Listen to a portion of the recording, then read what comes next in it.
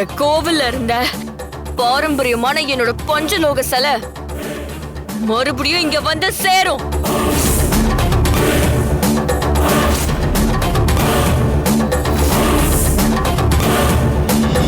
நான் வர வைப்பேன்.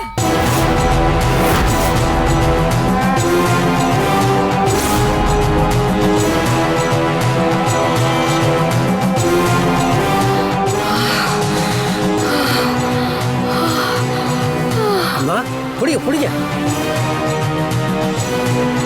ஓம் சக்தி.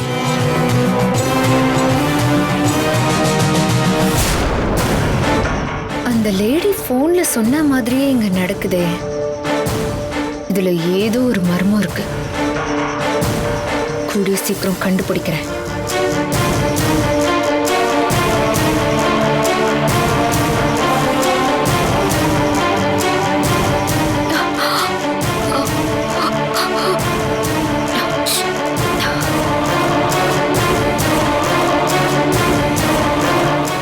ஐயா இதுக்கு நீங்க என்னங்க ஐயா சொல்றீங்க?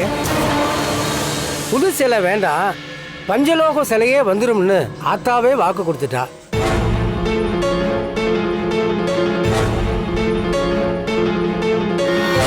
அதுவும் கும்பாபிஷேகத்துக்குள்ள சிலை திரும்பி வந்துரும்னு சொல்றாளே, அப்புறம் எதுக்குங்க ஐயா புது சிலை? நீங்க என்னங்க ஐயா சொல்றீங்க? இனி நான் சொல்றதுக்கு என்ன இருக்கு? பஞ்சலோக சிலை வர்றப்ப வரட்டும்.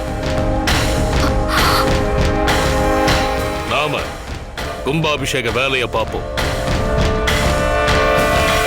சாமி சிலையை கொண்டு வர்ற வேலையை ஆத்தா பார்த்துக்கிட்டோம். சரிங்க ஐயா.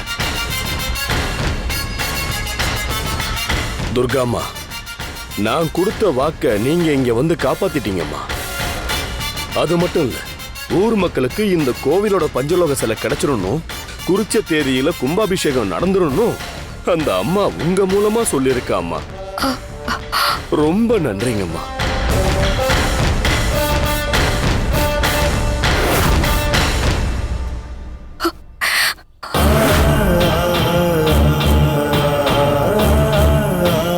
என் மூலியமா ஆத்தா நல்வாக்கு கொடுத்ததுக்கு நீங்க தான் காரணம்.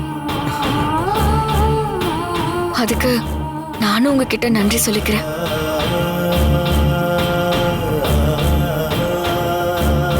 அதே மாதிரி கும்பாபிஷேகம் முடிகிற வரைக்கும் நீங்க இங்கதான் இருக்கணும்.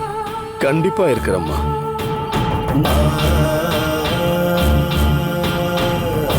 உங்களுடைய அன்பு கட்டளைய அம்மாவோட உத்தரவா ஏத்துக்கிறம்மா. அப்ப நான் கிளம்புறேன்.